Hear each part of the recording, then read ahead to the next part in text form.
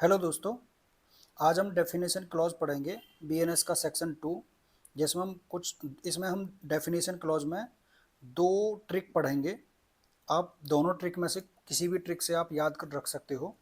इसमें जो पहली ट्रिक है इसके साथ में हम आईपीसी के साथ कंपैरिजन भी करेंगे, और जो दूसरी ट्रिक है उसमें हम केवल कहानी की तरह उसको याद रखेंगे।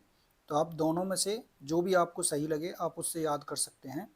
इसमें ट्रिक में है क्या कि हमको याद रखना है कि ये जो ए आई एल है, ए आई और एल, इन तीन लेटर से इस डेफिनेशन क्लॉज में दो दो डेफिनेशन स्टार्ट हैं। उसके बाद जो सी डी, जी एम और ओ पी वी, इन लेटर से तीन तीन डेफिनेशन स्टार्ट हैं। उसके बाद F H, J N, R S, इनसे केवल एक एक डेफिनेशन स्टार्ट है, और डब्ल्यू से छः डेफिनेशन स्टार्ट हैं। तो ये आपको याद रहेगा। आप याद रखने के लिए इसको कि भाई दो डेफिनेशन किस किस से हैं, तो इसको वैसे याद रख सकते हो कि ऑल इंडिया लॉ ऐसे बना सकते हो, सीडी का कॉम्पैक्ट डिस्क इसके नाम से बना सकते हो, जीएम जनरल मैनेजर, मतलब आप इस तरह से कुछ भी आप ट्रिक बना सकते हो अपना, अगर इसको याद रखना है। तो इसको याद रखने के लिए आप लिख सकते हो A I L, C D, G M, O P V, F H, J N, R S, ऐसे करके, और इधर डब्लू। इनके अलावा, इन लेटर्स के अलावा कोई भी डेफिनेशन दो एक से लेकर दो उनतालीस तक कोई भी डेफिनेशन नहीं है। तो आपको सिर्फ इन्हीं को ही रखना है कि ए के बाद बी नहीं है, सी है तो सी की जो डेफिनेशन है वो तीन डेफिनेशन रहेंगी सी की, फिर डी की तीन डेफिनेशन रहेंगी, फिर ई कहीं नहीं है इसमें, फिर एफ है तो एफ से केवल एक डेफिनेशन रहेगी, फिर जी यहाँ पे है तो जी से तीन डेफिनेशन रहेंगी। कौन सी है फिर हमको याद रखना है, एच से एक डेफिनेशन है, फिर आई से यहाँ पे देखना है कि जो दो डेफिनेशन आई से हैं। ऐसे जे से फिर देखना है कि जे से जो है एक डेफिनेशन है, के से नहीं है। इस तरह से हमको याद रखना है कि किस लेटर से कितनी डेफिनेशन है। तो वो हमको याद रहेगा तो हम आसानी से कर सकते हैं। तो हम देख लेते हैं इसको, सेक्शन 2, साथ में आईपीसी का भी कंपैरिजन है। तो देखिए, जो ए आई एल हमने पढ़ा था उसमें ए से दो डेफिनेशन थी, एक्ट, कार्य, एनिमल। यहाँ एक्ट जो है वो आईपीसी में धारा 33 पैरा 1 था। एनिमल जो था जीव जंतु वो 47 में था। चाइल्ड न्यू डेफिनेशन है, 18 वर्ष से कम उम्र का बालक। काउंटरफीट धारा 28 आईपीसी। कोर्ट, यहाँ पे सी से हम देख रहे हैं, अब सी डी था ना, तो सी डी में तीन डेफिनेशन थी। तो चाइल्ड, अब यहाँ पे चाइल्ड को हम देखेंगे सी एच, इसलिए ये पहले आया है चाइल्ड। फिर यहाँ पे काउंट, तो कोर्ट, यहाँ एन से आपको डिफरेंस दिखाई देगा, एन पहले आता है डिक्शनरी में तो इसलिए काउंटर फीट पहले आया है, फिर कोर्ट बाद में आया है। तो इस तरीके से हमको ये अल्फ़ाबेटिकली याद रखना है। तो फिर उसके बाद डी, डी हो गया आपका, डी से हमारे तीन थे, सी डी, तो डेथ पहले आएगा, डी ई, ऐसे डी आई तो बाद में आता है आई, फिर डी ओ यानी ये बाद में आएगा उससे भी। तो डेथ यानी धारा 46। उसके बाद डिसऑनेस्टली आईपीसी 24, डॉक्यूमेंट आईपीसी 29, और यहाँ पे 8 में, ये क्रम से है कि दो क्लॉज 8 में डॉक्यूमेंट है और यहाँ पे 29 में है। ऐसे दोनों फ्रोडुलेंट, एफ जो है एक था, और यहाँ पे आईपीसी का 25। उसके बाद में जी से हमने देखे थे, तो दो क्लॉज 10 में जेंडर, जी से हमारे कितने थे, तीन। Gender section 8 IPC, good faith section 52 IPC, और यहाँ 12 क्लॉज 12 में गवर्नमेंट सेक्शन 17 आईपीसी। फिर 13 में एच से केवल एक था, हार्बर, संश्रय धारा 52 ए, 52 ए आईपीसी। फिर आई से आप देखिए यहाँ पे ए आई एल, तो उसमें दो थे, तो आई से इंजरी सेक्शन 44, इलीगल सेक्शन 43। उसके बाद में नेक्स्ट हम पढ़ते हैं जे, तो जे से कितना था, एक, तो जज सेक्शन 19। एल से कितने थे, ए आई एल में दो थे, तो life section 45 IPC, local law section 42, man section 10, man 10 मतलब आईपीसी में यहाँ पे दो 19 में है। फिर मंथ एंड ईयर एम से, अब यहाँ पे एन से हमने देख लिया कि एम से कितने हैं, तो हमने जीएम पढ़ा था, तो जीएम में 3 थे, तो मैन, फिर मंथ एंड ईयर, फिर मूवेबल प्रॉपर्टी। तो month and year section 49 IPC और मूवेबल प्रॉपर्टी सेक्शन 22 आईपीसी। उसके बाद एन, तो एन से कितने हैं, केवल एक रहेगा आपका जे एन जो हमने पढ़ा था, एन से जे एन यानी एन आ गया, तो एन से सेक्शन 9 आईपीसी। फिर 23 जो क्लॉज है ओथ, ओ से कितने थे, तो ओ पी वी, हमने ओ पी वी पढ़ा था, तो 3 थे ओ पी वी में। ओथ यहाँ पे आईपीसी 51, ऑफेंस सेक्शन 40, ओमिजन यहाँ पे सेक्शन 33 का पैरा 2। उसके बाद पर्सन यहाँ पे सेक्शन 11 आईपीसी और यहाँ पे 26%। उसके बाद में पी से हमने देखे थे, तो पी से ओ पी वी यानी 3 ही थे पी से भी हमारे, पर्सन हो गया, फिर पब्लिक हो गया, फिर पब्लिक सर्वेंट हो गया। इस तरह से 26, 27, 28 पब्लिक यहाँ पे सेक्शन 12 आईपीसी। उसके बाद जो पब्लिक सर्वेंट है यहाँ पे 28 में है बीएनएस में, और आईपीसी में 21 में था। उसके बाद आर आता है, तो आर एस हमारा उसमें था 1 नंबर में, तो रीज़न टू बिलीव यानी विश्वास करने का कारण सेक्शन 26।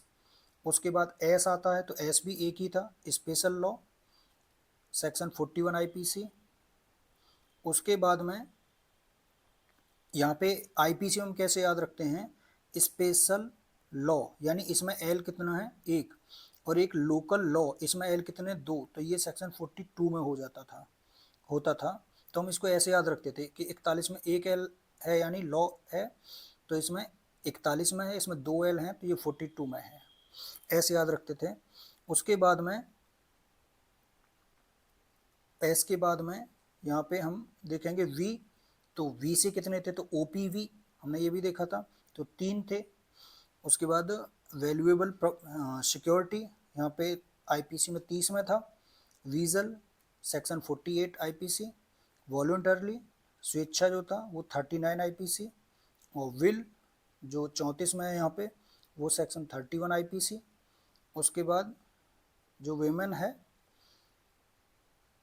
35 में, यहाँ पे सेक्शन 10 में है। अब यहाँ पे आप देखिए डब्लू से कितने हैं, तो डब्लू से आपको 6 मिलेंगे, एक विल, वेमेन 2, रॉन्गफुल गेन 3, यहाँ पे रॉन्गफुल लॉस, और ये हमारा गेनिंग रॉन्गफुली और लूजिंग रॉन्गफुली। और उसके बाद जो लास्ट आता है हमारा वर्ड्स एंड एक्सप्रेशंस, ये हमारा नया जुड़ा है। और यहाँ पे देख लेते हैं will section 31 IPC, women section 10 IPC, wrongful gain section 23 का पैरा 1, रॉन्गफुल लॉस सेक्शन 23 का पैरा 2। ऐसे ही इसको मतलब लिखा बीएनएस में ऐसे है, गेनिंग रॉन्गफुली इसको हम डब्ल्यू से ही काउंट करेंगे, तो gaining wrongfully and losing wrongfully ये हमारा आता है सेक्शन 23 का पैरा 3। और उसके बाद जो लास्ट है वर्ड्स एंड एक्सप्रेशंस, ये हमारा नया जोड़ा गया है। तो इस तरह से हमने देख लिया कंपैरिजन में है। अब हम देखेंगे इसको कहानी के रूप में। कहानी के रूप में कैसे देखना है, अब इसमें हमें कुछ नई ट्रिक बनानी, या तो आपको ऊपर वाली ट्रिक से आप याद रख सकते हैं कंपैरिजन है, या केवल आपको अगर बीएनएस की सेक्शन याद रखनी है कहानी में तो आप उस तरीके से पढ़ सकते हैं कि यदि कोई कार्य, अब आपको अब आप इंग्लिश में भी देख सकते हैं इसको, इंग्लिश के आप हिसाब से आपको पढ़ना है याद रखना है, या हिंदी में याद रखना है तो आप अपने हिसाब से जिसमें कंफर्ट हो आप उसमें याद रख सकते हैं कि यदि कोई कार्य किसी पशु जीव जंतु है यहाँ पे, वैसे तो आप इसे पशु के नाम से याद रख सकते हैं या जीव जंतु के नाम से। तो यदि कोई कार्य किसी पशु या बच्चे द्वारा कूटकरण करके किया जाता है, यानी यदि कोई कार्य पशु या बच्चे द्वारा कूटकरण करके किया जाता है, यहाँ पे मैंने इसका सेक्शन का क्लॉज भी लिख दिया है साथ में, कूटकरण करके किया जाता है तो कोर्ट, यानी यदि कोई कार्य पशु या बच्चे द्वारा कूटकरण करके किया जाता है तो कोर्ट उसे मृत्यु की सजा नहीं दे सकती और ऐसे ही कोई बेईमानी से डॉक्यूमेंट तैयार करके कपटपूर्वक और जेंडर देखे बिना किसी का गुड फेथ हासिल कर लेता है तो गवर्नमेंट उसे आश्रय गृह में नहीं डाल सकती। परंतु यदि किसी को कोई इंजरी इलीगल तरीके से होती है, किसी पर्सन को कोई इंजरी इलीगल तरीके से होती है, तो जज उसकी लाइफ के लिए उसके लोकल लॉ के आधार पर, जो विक्टिम हो गया एक तरह से इंजरी जिसको हो गई, लोकल लॉ के आधार पर उस पुरुष से, यानी जिससे इंजरी हुई है, जिसके द्वारा इंजरी की गई है, लोकल लॉ के आधार पर उस पुरुष से कुछ महीने और सालों के लिए उसकी जंगम संपत्ति का, यानी मूवेबल प्रॉपर्टी का कुछ नंबर्स, यानी जंगम संपत्ति 1 लाख 2 लाख, नंबर्स में मतलब नंबर्स में जंगम संपत्ति का नंबर्स में ओथ द्वारा हिस्सा, ओथ द्वारा यानी शपथ द्वारा हिस्सा दिला सकता है। किस लिए दिला सकता है? उस अपराध, ऑफेंस, उस ऑफेंस या ओमिशन के लिए। कौन से ओमिशन या ऑफेंस के लिए? जो उस पर्सन ने या तो पब्लिक के रूप में या फिर पब्लिक सर्वेंट के रूप में उसका विश्वास हासिल करके, जो विक्टिम था उसका विश्वास हासिल करके, जिसको इंजरी हुई है उसका विश्वास हासिल करके किया है ऑफेंस या ओमिशन, ऐसे व्यक्ति को उसके, यानी यहाँ पे ये कौन हो गया? जिसने इंजरी कारित की है, तो ऐसे व्यक्ति को उसके स्पेशल लॉ के अधीन उससे वैल्यूएबल सिक्योरिटी ली जाएगी।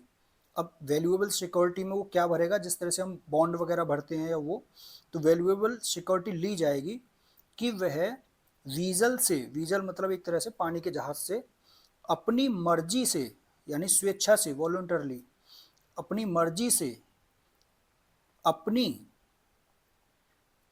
वसीयत और महिला, यानी अपनी पत्नी, एक तरह से वसीयत और महिला को लेकर वीजल से नहीं जाएगा, और ना ही ऐसा कोई रॉन्गफुल गेन या रॉन्गफुल लॉस करेगा जिस गेनिंग रॉन्गफुली और लूजिंग रॉन्गफुली को वर्ड्स एंड एक्सप्रेशंस में बयान नहीं किया जा सकता। तो इस तरह से आप इसको 2-3 बार कहानी को पढ़ेंगे तो आपको आसानी से याद हो जाएगी। तो ये धारा 2 का डेफिनेशन क्लॉज हमने 2 ट्रिक से पढ़ लिया है। अब इसके बाद में लास्ट जो बचता है वो है धारा 3 जनरल एक्सप्लेनेशन, जो हमने बात की थी स्टार्टिंग में कि 6, 7, 27, 32 और 34 से 38, ये सेक्शन आईपीसी के कहाँ पे हैं? जनरल एक्सप्लेनेशन जो धारा 3 है उसमें। तो इसमें हम देखेंगे एक्सप्लेनेशन फर्स्ट में धारा 6 परिभाषाओं का अपवादों के अधीन समझा जाना। उसके बाद एक्सप्लेनेशन 2, यानी आप इस तरह से देखिए कि यहाँ पे एक एक्सप्लेनेशन के साथ में 6, 2 के साथ 7, तीसरे एक्सप्लेनेशन के साथ 27, चौथे एक्सप्लेनेशन के साथ 32, यहाँ आपको इस तरह से याद रखना है। उसके बाद 5वां एक्सप्लेनेशन है यहाँ पे, तो यहाँ पे सेक्शन कौन सी है? 34। 34 में कितना है? 4, और यहाँ पे एक्सप्लेनेशन कौन सा है? 5, यानी एक ज़्यादा है इधर एक्सप्लेनेशन नंबर। ऐसे ही अगर यहाँ पे 35 है तो यहाँ पे एक्सप्लेनेशन कौन सा है? 6, तो यहाँ पे 5, यहाँ पे 6। यहाँ पे 36 है सेक्शन, तो यहाँ पे एक्सप्लेनेशन नंबर 7, यानी 6, 7। ऐसे ही अगर यहाँ पे सेक्शन 37 है तो यहाँ पे एक्सप्लेनेशन नंबर 8, अगर यहाँ पे 38 है सेक्शन तो एक्सप्लेनेशन नंबर 9। तो इस तरह से यहाँ 8 है तो यहाँ पे 9, यहाँ 7 है तो यहाँ पे 8। इस तरह से आपको ये ट्रिक से आपको याद रखने हैं। तो ये इसमें दिया हुआ है। ओके, तो आप इसको देख सकते हैं। यही दिया हुआ है कि आईपीसी में क्या था सेक्शन 7 में, और एक्सप्लेनेशन में ये क्या दिया हुआ है। सेक्शन 7 में एक बार स्पष्टीकृत पद का भाव ये दिया हुआ था। सेक्शन 27 यानी एक्सप्लेनेशन 3 में पत्नी, लिपिक या सेवक के कब्जे में संपत्ति। उसके बाद में एक्सप्लेनेशन 4 सेक्शन 32 कार्यों का निर्देश करने वाले शब्दों के अंतर्गत अवैध लोप भी आता है। 5 यहाँ पे हम पढ़े थे, अभी बताए थे कि यहाँ पे 5 है और यहाँ पे 4 है, यानी 34 जो कॉमन इंटेंशन दिया गया है। सामान्य आशय को अग्रसर करने में कई व्यक्तियों के द्वारा किया गया कार्य है। अब यहाँ पे एक्सप्लेनेशन नंबर 6 और यहाँ पे 5 यानी 35। जबकि ऐसा कार्य इस कारण आपराधिक है कि वह आपराधिक ज्ञान या आशय से किया गया है। सेक्शन एक्सप्लेनेशन 7 और सेक्शन 36। तो यहाँ पे 7 है, यहाँ पे 6 है। इस तरह से आप देख सकते हैं अंशतः कार्य द्वारा और अंशतः लोप द्वारा कारित परिणाम। उसके बाद नेक्स्ट है एक्सप्लेनेशन 8, यहाँ पे 8 है, यहाँ पे 7 है। सेक्शन 37 किसी अपराध को गठित करने वाले कई कार्यों में से किसी एक को करके सहयोग करना। उसके बाद लास्ट है एक्सप्लेनेशन 9 और यहाँ पे 38 यानी यहाँ पे 8 है, यहाँ पे 9 है। आपराधिक कार्य में संपृक्त यानी लगे हुए व्यक्ति विभिन्न अपराध के दोषी हो सकेंगे। तो ये हमने देख लिया पूरा डेफिनेशन क्लॉज। तो इस तरह से हमने ट्रिक से पढ़ा है। ओके, तो आप इसको 1-2-3 बार वीडियो देख लेंगे तो आपको पूरा डेफिनेशन क्लॉज आपको याद हो जाएगा। ओके, धन्यवाद।